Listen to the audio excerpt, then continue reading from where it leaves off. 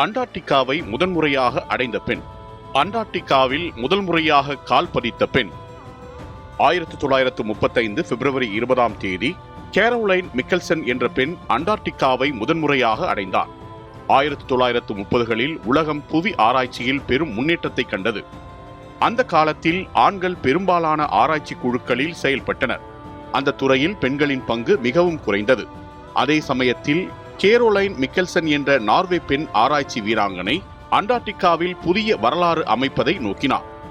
Caroline Mikkelsen Norway நாட்டைச் சேர்ந்தவர். அவருக்கு பயணமும் ஆராய்ச்சியும் சிறந்த ஆர்வமாக இருந்தது. பல ஆண்டுகள் கடல் பயணங்களில் அனுபவம் பெற்ற மிக்கல்சன் இந்த சாதனையை எட்டும் முன் ஏற்கனவே பல கடல் மற்றும் திடல் ஆராய்ச்சிகளில் பங்கேற்றிருந்தார். 1935 ஆண்டு நார்வே ஆராய்ச்சி குழு அண்டார்டிகாவுக்கு பயணம் மேற்கொண்டது. அந்த பயணத்தின் நோக்கம் அந்த பகுதியில் நிலை மற்றும் கடல் ஆய்வுகளை மேற்கொண்டு புதிய தகவல்களை பதிவு செய்வதாக இருந்தது. மிக்கல்சனும் இந்த குழுவில் ஒரு உறுப்பினராக இருந்தார். 1935 பிப்ரவரி 20 கேரோலைன் மிக்கல்சன் கப்பலில் இருந்து நிலத்தில் இறங்கி அண்டார்டிகாவின் கடற்கரையில் முதன்முறையாக தடம் பதித்தார்.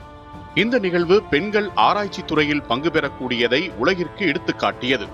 மிக்கல்சனின் சாதனை பெண்கள் ஆராய்ச்சியில் குறைந்த பங்கை கொண்ட காலத்தில் மிகவும் முக்கியமானது. இது பெண்களுக்கு ஒரு புதிய நோக்கம், ஒரு புதிய சவால் வழங்கியது. மேலும் அண்டார்டிகா ஆய்வுகளில் பெண்கள் பங்கேற்கும் வழியை திறந்தது. இந்த சாதனை சர்வதேச அளவில் அதிக கவனத்தை பெற்றது. பெரும்பாலான செய்திகள் இதை பற்றி தெரிவித்தன.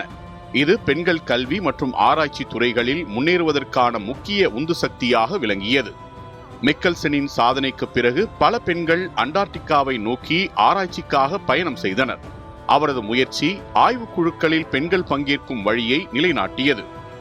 கேரோலைன் மிக்கல்சன் பெயர் உலக வரலாற்றில் ஒரு முக்கிய பெண் கல்வி மற்றும் ஆராய்ச்சி சின்னமாக நிலைத்துள்ளது. 1935 ஆண்டு பிப்ரவரி 20 நடந்த இந்த நிகழ்வு இன்று பெண்கள் அறிவியல் ஆராய்ச்சியில் முன்னேறுவதற்கான ஒரு நிழல் போல் நினைவில் நிற்கிறது.